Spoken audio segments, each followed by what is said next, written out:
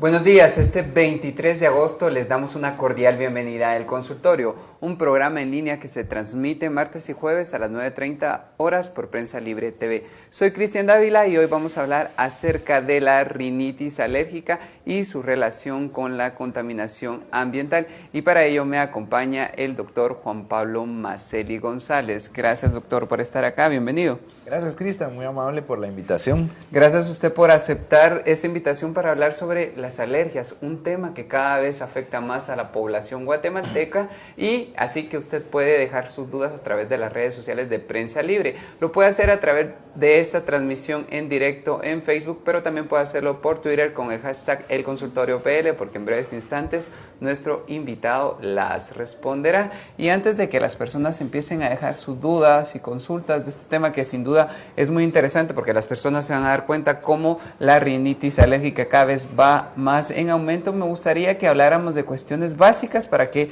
todos entendamos de qué estamos hablando. Doctor Maceli, ¿qué es la rinitis alérgica? Bien, la rinitis alérgica es una enfermedad crónica, es una enfermedad alérgica. Eso quiere decir que es mediada por anticuerpos, que son las defensas, y que estas defensas se equivocan y empiezan a reconocer cosas del medio ambiente que deberían de no provocar ningún problema, ¿verdad? Entonces se manifiesta por molestias a nivel de la nariz, como es la tapazón de la nariz, como es la picazón de la nariz, como es la producción de moco, inclusive puede llegar a producir tos. Y esto es cuando entonces nos ponemos en contacto con estas sustancias, que ya sea en la mayoría de los casos son del medio ambiente, las respiramos y nuestra mucosa responde, según el cuerpo, defendiéndose, pero defendiéndose en forma equivocada de algo que no tiene por qué defenderse, como lo son los alergenos que están en el medio ambiente. Más adelante vamos a entender cuáles son esos alergenos. Ustedes sin duda van a entender cuál es esta condición, pero me gustaría que ahondáramos más sobre las causas de la rinitis alérgica. Muy bien. Dentro de lo que son las causas de la rinitis alérgica, pues en muchos de los casos son ocasiones. Primero, es un factor muchas veces hereditario. Entonces muchas veces encontramos que la familia de los pacientes alérgicos pues ya eran alérgicos antes. A veces estas enfermedades no han sido diagnosticadas, sino que siempre han sido como una condición que los pacientes las confunden muchas veces con procesos como enfermedades como los catarros, ¿verdad?, ocasionadas por virus. Entonces ese factor alérgico se llama atopía, que es la tendencia a desarrollar alergias. Cuando tenemos entonces esa tendencia, que nacemos con ella, y nos ponemos en contacto con un medio ambiente que está lleno de ciertas sustancias, como son los ácaros del polvo, como son las cucarachas, como son las esporas de los mohos, entonces nuestro cuerpo las reconoce como extrañas, y al reconocerlas como extrañas, cada vez que las inhalamos, nuestro cuerpo las trata de atacar. ¿Cómo las ataca? Ataca defendiéndose, produciendo moco, provocando estornudos, provocando picazón, para tratarlas de eliminar de nuestro cuerpo, ¿verdad? Entonces, al ponernos en contacto con esto, pues se desencadenan los problemas. Cada vez que nos ponemos en contacto y lo respiramos, entonces nos provocan este tipo de molestias. Y digamos que esto es una situación muy complicada, porque estamos hablando de que somos personas que estamos expuestos constantemente a varios ambientes, a varios lugares. Estamos en la oficina, en nuestro centro de estudio, estamos hablando de niños, adultos. ¿Podría recordarnos cuáles son esos factores que vamos a encontrar en el ambiente que van a afectar a las personas que tienden o ya tienen rinitis alérgica? Claro que sí. Dentro de esos elementos, pues vamos a llamar nosotros a este grupo de sustancias aeroalergenos en la mayoría de los casos. Aeroalergenos van a ser sustancias que son transportadas por el aire. Dentro de esas sustancias que son transportadas por el aire, muy importantes son los ácaros del polvo, ¿verdad? Esos son pequeños arácnidos o arañitas que se comen el pelo y la piel que a uno se le cae. Ellos viven en los colchones, en las almohadas, en los sofás, y entonces se alimentan de estas sustancias que nosotros descamamos. También las esporas de los mohos. Las esporas de los mohos las encontramos en las manchas de humedad. Muchas veces esas manchas de humedad las encontramos en casa, las encontramos en las habitaciones, adentro de los closets, dejan manchas en los zapatos, ¿verdad? Los pólenes, pues dentro de los pólenes los grandes responsables son los pólenes de los árboles y los pólenes de los montes, de las gramas silvestres, no de las flores bonitas, ¿verdad? Sino que estos se llaman pólenes anemófilos porque los transporta en grandes cantidades el viento. También lo que son las cucarachas, ¿verdad? Que lamentablemente pues invaden todos los sitios, y entonces ellas también, algunas caspas de animales como las de los perros, las de los gatos, las de las aves también, y también lo que van a ser algunas otras sustancias que estén en el medio ambiente, como podrían ser también las polillas en algún caso, ¿verdad? Todas estas sustancias normalmente nos rodean y normalmente estamos en contacto. No todas las personas se vuelven alérgicas, sino que solo las que tienen ciertas tendencias o que están otros factores que contribuyen a esto desencadenan un proceso que sería una rinitis alérgica. De eso surge nuestra siguiente pregunta. ¿Quiénes son las personas más vulnerables a la rinitis alérgica o va a afectar por igual a niños, adultos, hombres y mujeres? ¿Qué nos podría decir sobre esto, doctor? Pues hemos visto cómo ha habido un franco aumento en lo que es la rinitis alérgica como una de las enfermedades, es la enfermedad alérgica más prevalente a nivel mundial, o sea, de lo que más padece el mundo es de rinitis alérgica.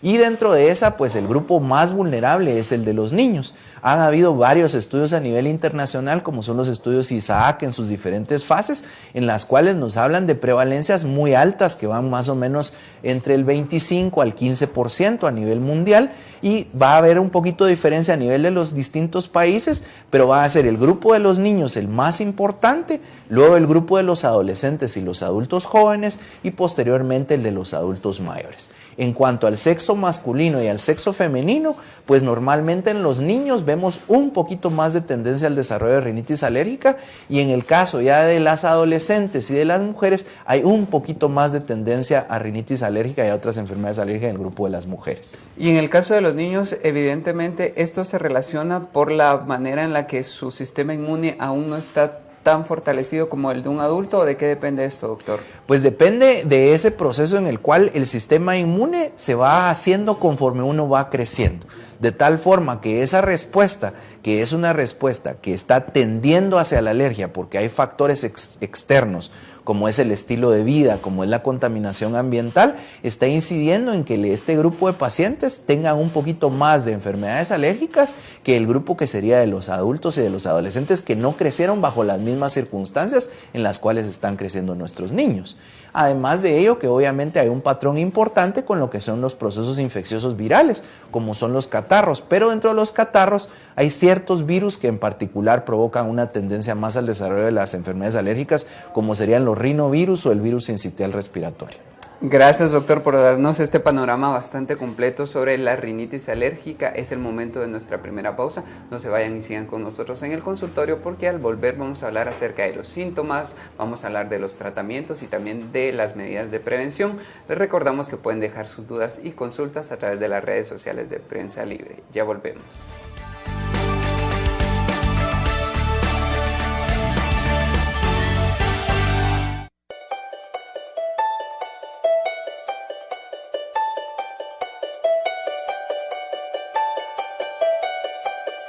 La libertad es decidir, y tú puedes decidir si vives tus sueños o los sueños de alguien más. Yo recuerdo que me hacen una entrevista y yo siempre he hablado de los sueños y demás. Y recuerdo que cuando estaba en la entrevista decía Julio Zelaya, restaurador de sueños. Y me recuerdo que justo pasó un avión y me tomaron la foto así. Entonces la foto sale así. Y tengo un tío que en paz descanse, me era bromista. Y me decía, ahí viene el soñador, güey. Una persona me escribió y me decía, yo también sueño con escribir un libro. Y yo le decía, pues buenísimo, yo te ayudo, y sí se puede, y este es el método que usé y demás. Y te puedes imaginar lo poderoso que es decir, bueno, eso que a mí me costó una casa, a esta persona le sirvió para que él cumpliera sus sueños. Y cuando tú te das cuenta que lo que escribes o lo que dices puede inspirar a que otra persona también viva su propia historia de libertad, eso es poderoso. Y te das cuenta que todos tenemos ese poder de restaurar un sueño o de destruir un sueño. La decisión al final es nuestra.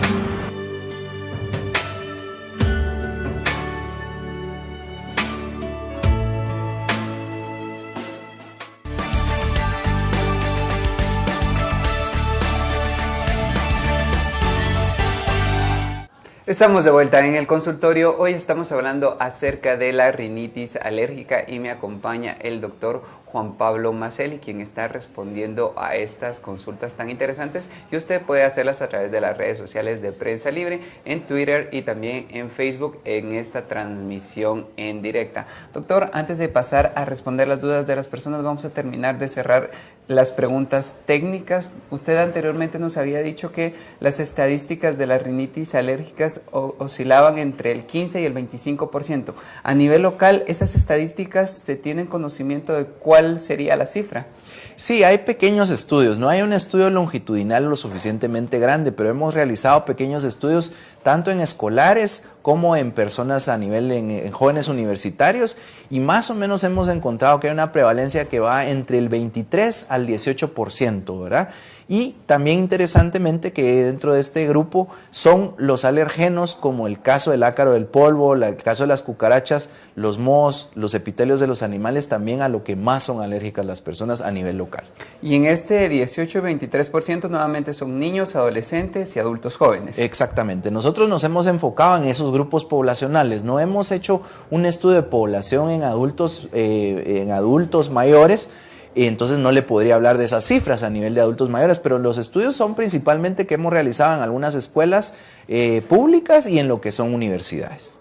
Doctor, usted anteriormente nos había dado unas pinceladas de cuáles serían los síntomas de la rinitis alérgica, pero yo creo que en este momento es bueno que hablemos de esto, y para que las personas no confundamos estos síntomas, porque a veces si nosotros empezamos a sentir congestión nasal, lagrimeo, podríamos decir, bueno, me voy a enfermar de gripe, cuando realmente puede ser que esta persona esté padeciendo rinitis alérgica y no lo sepa. Claro, y es muy importante porque además en estos estudios hemos encontrado que el 70% de las personas que sufrían rinitis alérgica no tenían diagnóstico de rinitis alérgica. Lo que es muy común es confundirlo con un proceso gripal, con un proceso catarral. Entonces, ¿qué diferencia un proceso del otro? En el caso de un proceso gripal estamos hablando de un proceso que no debe durar más de unos 5 días, en el cual característicamente hay fiebre, hay dolor de cuerpo, hay dolor de cabeza, hay manifestaciones de tapazón de la nariz, de obstrucción, picazón a nivel nasal, ¿verdad? Y lagrimeo. Ese sería un cuadro, un proceso gripal. ¿Cuántas gripes es normalmente que tengamos nosotros en un año? Bueno, en el caso de los niños pequeños, de los escolares, esperamos que no tengan más de unos 5 procesos en el año. En el caso de los adultos no deberían de tener más de unos 3 durante el año. Y como habíamos dicho, el periodo de duración más o menos es de una semana. En el caso de la rinitis alérgica, estas manifestaciones van a cambiar en el caso de lo que son los estornudos, y los estornudos muchas veces van a estar detonados por lo que son los alergenos, como sacudir el polvo, ¿verdad? Sacudir el polvo de casa y empezar a estornudar. Por lo que es la picazón en los ojos y en la nariz, nos pica la nariz y los ojos, nos empezamos a rascar los ojos. El moco es un moco transparente generalmente, es una flema que cae por detrás de la garganta, a veces nos da una tos, ¿verdad? Esa tos también está muy relacionada con la rinitis, y la duración de la enfermedad. Entonces, en el caso de la rinitis puede variar desde que tengamos a un día que estamos muy malos y al día siguiente no tenemos nada, o a que se mantenga sostenido en el tiempo por largo de semanas, ¿verdad? 3 semanas enfermo y 3 semanas, 2 semanas no dura un proceso gripal, ¿verdad?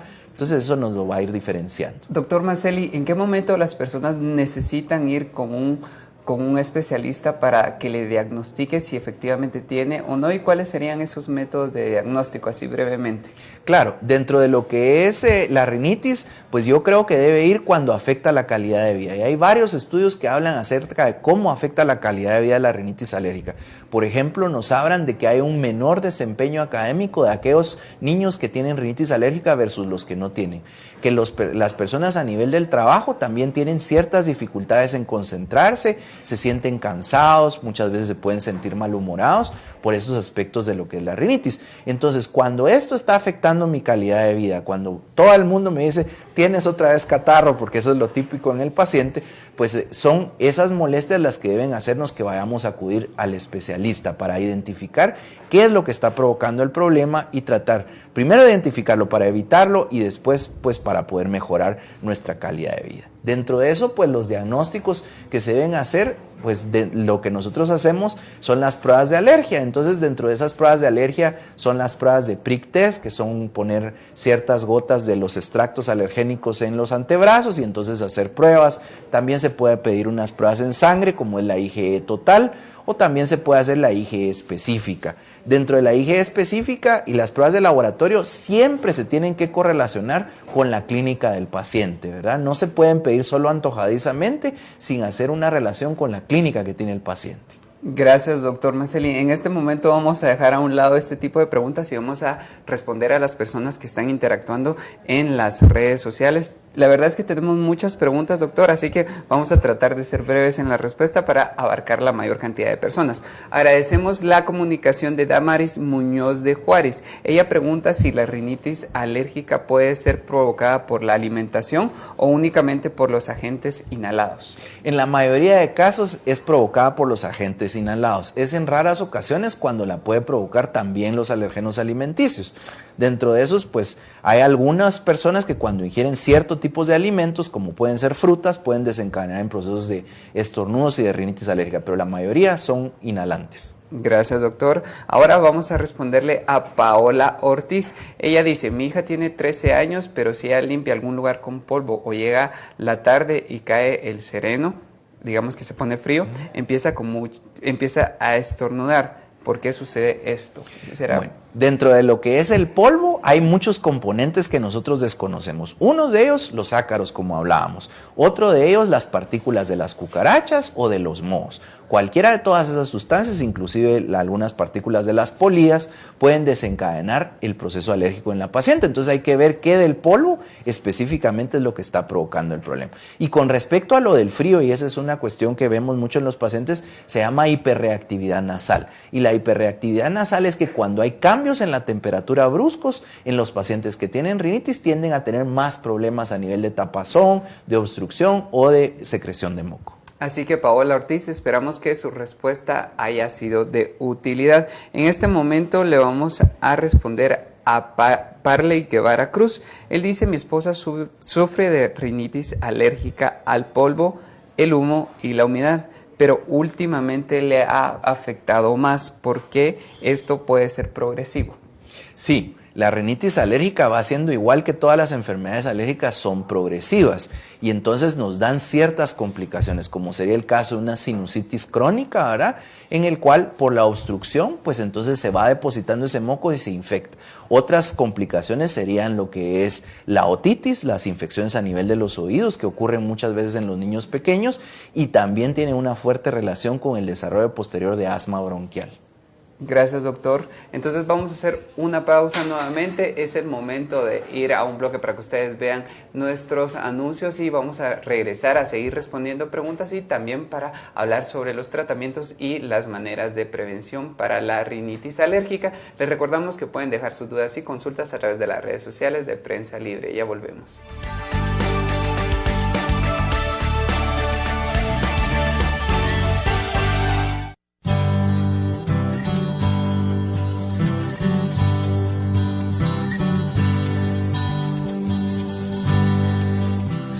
Yo siempre que he sido trabajador, honrado, responsable, yo me siento libre. Yo voy a donde quiera a hacer mi trabajo, yo me siento libre. Cuando yo entré a prensa, pasé como 15 días lavando carros y me dejaron un billete de 100 debajo de la alfombra. Y yo se lo entregué a don Mario Antonio y él me dijo, mira, Patojo, me dijo, ese billete no es mío. Bien, don Mario Antonio, que lo encontré debajo de la alfombra, le dije. Y aquí se lo dejo en su mesa, le dejé los 5 quetzales y las llaves. Como a los 5 o 6 días me dijo, mira Patojo, te vas a quedar trabajando en la empresa, me dijo. Desde mañana te presentas a las 8 en punto y te voy a presentar con el jefe, me dijo. Desde esa fecha yo he estado trabajando. Cuando entro a la prensa, una gran felicidad, porque cuando yo empecé a trabajar era una casita y esa casita, mire, se volvió en ya un gran edificio, pues. Entonces la felicidad, digo yo, miro para arriba, ese gran edificio y digo, eso es parte de mi trabajo, tener a mis hijos, tener a mi esposa y tener el periódico, yo me siento feliz.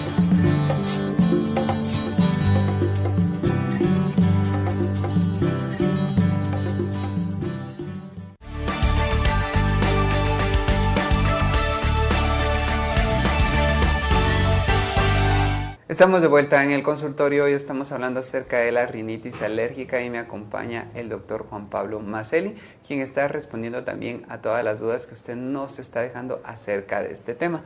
Doctor, ahora ya vamos a pasar a la parte final. Lógicamente, sin duda, muchas personas quieren saber cuáles son los tratamientos para la rinitis alérgica.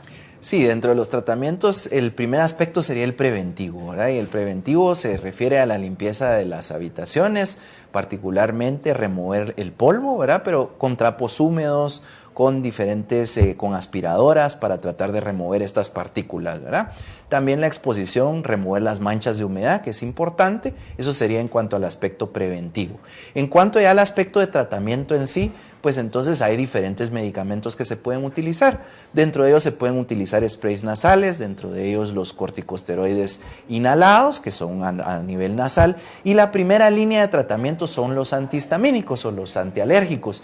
De esos se prefieren los de la segunda generación, y dentro de los antihistamínicos de segunda generación, quizá de los más seguros y de los que mejores efectos tienen, pues dentro de ellos está la fexofenadina, que se puede utilizar como un antihistamínico que nos funciona para el tratamiento. También se utilizan los descongestionantes, pueden ser orales o pueden ser a nivel local, pero se deben utilizar con precaución solo cuando el paciente está con muchas molestias. El último tratamiento que se utiliza también para lo que son enfermedades alérgicas como la rinitis alérgica es la inmunoterapia, y la inmunoterapia consiste en poner pequeñas cantidades de lo que nos produce la alergia para que nosotros nos volvamos tolerantes a esto que está en el medio ambiente. Es un proceso largo y no es para todos los pacientes, sino para el grupo de los pacientes que tienen más riesgo de desarrollar asma o que tienen una rinitis que los está conduciendo por muchos problemas. Doctor Maselli, hablando de la prevención, ¿podríamos hablar sobre otros aspectos normales a los que nos exponemos que podemos evitar? Por ejemplo, varias personas nos han dicho que el aire acondicionado es una de las grandes cuestiones que les afecta. Entonces podríamos hablar del aire acondicionado, de exponernos al frío, de todas estas cosas que podríamos evitar. Claro. En cuanto a la exposición a las temperaturas, pues no, también hay una falsa noción de que nos debemos de cubrir exageradamente, ¿verdad? Eso es un abrigo normal, el de los niños y el de las personas que lo padecen. Como ya expliqué, el frío y otras condiciones como la humedad hace que tengamos más molestias, pero tal vez sí hay aspectos importantes como el caso del aire acondicionado. Y el aire acondicionado, lo que pasa es que muchos de estos sistemas tienen esporas de mohos en el sistema, no se ha hecho la limpieza adecuada, y eso pasa que muchas personas dentro de un mismo edificio, por ejemplo, se puedan enfermar, y esto se llama el síndrome del edificio enfermo, el síndrome de la casa enferma, en la cual las condiciones que están en el interior hace que las personas se expongan masivamente a estos alergenos y entonces puedan desencadenar procesos. Entonces es muy importante la limpieza de la remoción de estas partículas para que las personas no se enfermen. Doctor, vamos a responder nuevamente las preguntas de las personas que nos están dejando a través de Facebook. Usted ya lo había mencionado, pero sin duda se conectaron hasta este momento y le vamos a responder a dos personas, algo que usted había respondido, pero es interesante recordarlo. Silvia Sánchez nos dice si algún animal o gato puede provocar alergia, y Lorena Ibáñez nos dice qué hacer si le afecta el clima, ya sea el frío o el calor. Entonces recordemos que puede ser la caspa de algunos animales y recordemos que el frío o el calor también nos puede afectar. Así que le podemos decir a Silvia y a Lorena. Bueno, lo que les podemos comentar es que sí, algunos de los elementos que provocan alergia son las caspas de los diferentes animales, particularmente dentro de los mamíferos, los perros y los gatos, ¿verdad? Los gatos pues nos pueden producir alergia, ya sea aunque el gato no viva en casa, sino que las personas que nos rodean tengan gato y lleven al trabajo o lleguen a la escuela con la caspa de estos animales. Lo que pedimos es que los animales y las mascotas preferencia fuera de la casa y si no por lo menos fuera de las habitaciones. En cuanto a la humedad y en cuanto a los cambios de clima, pues es lo que acompaña ese cambio de clima, ¿verdad? Entonces puede ser la presencia de pólenes, de árboles o de gramas, o puede ser la presencia de esporas de mohos la que pueda provocar esas molestias en el paciente cuando la respira. Doctor, ahora le vamos a responder a Giovanni un tema que puede también ir muy relacionado. Él dice, mi hijo es alérgico a las mascotas, pero antes no lo era. ¿Por qué se dan estos casos? Entonces la pregunta podría ser, ¿la rinitis alérgica podría aparecer en cualquier momento de la vida, aunque la persona no hubiese tenido esa tendencia anteriormente? ¿Qué le podemos decir a Giovanni Agustín? Bueno, podemos decirle que sí, desafortunadamente la rinitis alérgica puede aparecer en cualquier momento de la vida, ¿verdad? Puede aparecer luego de una exposición fuerte o luego muchas veces lo miramos en personas, por ejemplo en el caso de los niños, cuando no tenía una mascota antes de que el niño naciera, ¿verdad? Cuando la mascota está antes de que el niño nazca, es difícil que ese niño se vaya a volver alérgico a esa mascota. Sin embargo, cuando el niño es alérgico y llevan la mascota, entonces tiene más probabilidades de volverse alérgico a ella. Y conforme vamos siendo nosotros caminando en la vida, pues entonces nos vamos volviendo alérgicos a más cosas, ¿verdad? Una persona que es alérgica tiende a desarrollar nuevas alergias. Tal vez empezamos siendo alérgicos a los ácaros o a los mohos y por la exposición con estos animalitos, entonces nos vamos volviendo alérgicos a ellos. Doctor, vamos a responder la última pregunta de las personas a través de Facebook y luego pues ya ustedes van a tener contacto para comunicarse directamente con el doctor Maselli. En este momento David Villatoro nos pregunta cómo saber si me casa hay algo que le provoca alergia a mis hijos. Bien, eso es importante. Hay cosas muy fáciles que se pueden ver. Una de ellas son las manchas de humedad. Muchas casas en Guatemala, en las diferentes regiones, tienen manchas de humedad. Las manchas de humedad son un factor definitivamente tanto de rinitis alérgica como de otra enfermedad que es la infección respiratoria recurrente que también se da en los niños. Entonces, ver si hay manchas es muy importante. ¿Dónde las debemos de buscar? En los baños, en las paredes, adentro de los closets es muy importante buscarlas.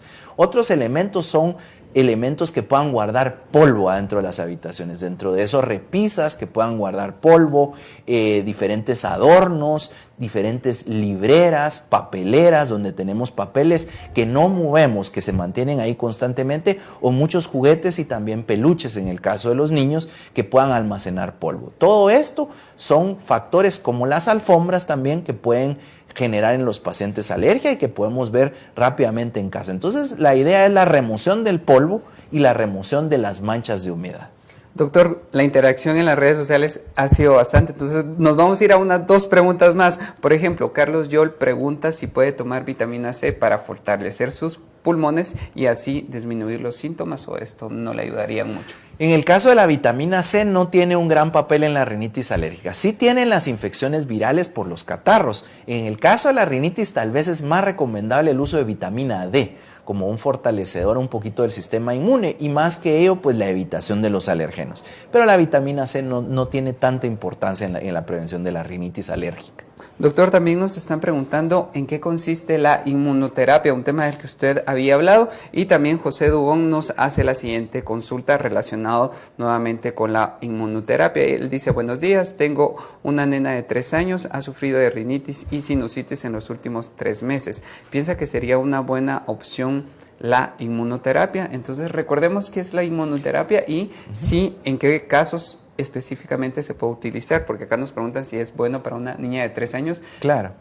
Entonces, en el caso de la inmunoterapia va de la mano con lo que son las pruebas cutáneas para ver a qué es alérgico. Sin las pruebas no podemos realizar la inmunoterapia. Una vez que tenemos establecido a través de las pruebas a qué es alérgico el paciente y si ese alergeno no se puede evitar, entonces es un candidato a utilizar inmunoterapia. La inmunoterapia se puede utilizar desde niños pequeños, pero siempre y cuando haya una demostración de que el alergeno es el que está ocasionando el problema.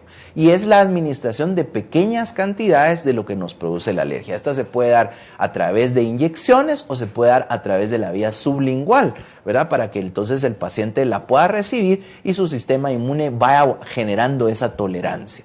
En el caso de los niños pequeños, pues nosotros preferimos utilizar la inmunoterapia sublingual para no estarlos pinchando, pero en el caso de los adultos o de los niños o de los niños más grandes, pues podemos utilizar la convencional, siempre y cuando eso va a depender de a qué son alérgicos y qué tan factible es desarrollar el tratamiento con ellos. Doctor, ya llegamos al final de nuestro programa, pero no me gustaría ir sin que usted nos respondiera a esta última pregunta. ¿La contaminación ambiental qué relación tiene con otras condiciones alérgicas para que las personas entiendan que hay más allá de la rinitis alérgica? Claro que sí, y hablamos poco de contaminación, y la verdad es que contaminación es un tema muy importante y muy relacionado ahora con las enfermedades alérgicas. Las partículas de diésel, las partículas de dióxido de carbono están fuertemente relacionadas con incrementar lo que nosotros llamamos la alergenicidad. Es que muchas por ejemplo, en el caso de las partículas de diésel, se pegan a estos alergénicos que hemos hablado, como es el caso de los pólenes, o es el caso de las esporas, y hacen que sean más pegajosos, más adhesivos. Entonces se queden en la vía aérea y eso por más tiempo y haga que los pacientes generen alergias. Pero no solo la rinitis está relacionada, también es el caso del asma bronquial, que tiene una estrecha relación con el desarrollo de las enfermedades alérgicas y la contaminación, y también otra que a veces nos queda por lado, y que es la conjuntivitis alérgica. Y la conjuntivitis alérgica pues obviamente es la afectación de los ojos a través de estas mismas partículas que se quedan pegados en la conjuntiva, y entonces estos pacientes también sufren estos problemas, ¿verdad? También la dermatitis atópica, aunque en menor nivel. Doctor, ahora sí, ya para finalizar, me gustaría que les explicara a las personas cómo puede afectar nuestra calidad de vida la rinitis alérgica, ya que sin duda muchas personas se quejaron que pasaban mucho tiempo con dolor de garganta, dolor de cuerpo, malestar, y por qué es importante buscar ayuda. Sí, es importante buscar ayuda y es importante tratar esta enfermedad porque es una enfermedad crónica, la llevamos por años, empezamos a vivir con ella y la vemos como normal, pero mantenemos la nariz tapada y recordemos que la nariz es un gran radiador que calienta y humedece el aire. Entonces nosotros, para poder descansar, para poder sentirnos descansados por la mañana, necesitamos respirar a través de la nariz. Cuando la nariz está bloqueada, entonces respiramos por la boca, y al respirar por la boca entonces tendemos a que nos arda la garganta en la mañana, que la sintamos reseca, y muchas veces este ardor y estas molestias de garganta se van a confundir con infecciones de garganta, y entonces nos van a estar tratando estas supuestas infecciones de garganta cuando lo que realmente tenemos es una irritación por estar respirando este aire. Entonces, en cuanto a la calidad de vida, también se ha visto cómo afecta la calidad del trabajo de los sujetos, cómo los pacientes que tienen rinitis no tienen el mismo desempeño laboral que los pacientes que no la tienen, y en el caso de los niños, cómo el desempeño a nivel de la escuela no es el mismo que en el caso de los pacientes que no la tienen. Gracias, doctor Maselli. Llegamos al final de nuestro programa. Gracias por cada una de sus respuestas, porque sin duda fueron de mucha utilidad para todas las personas que nos estaban viendo y también para las que se animaron a dejar su consulta. Así que gracias por haber venido. Muchas gracias, muy amable. Gracias.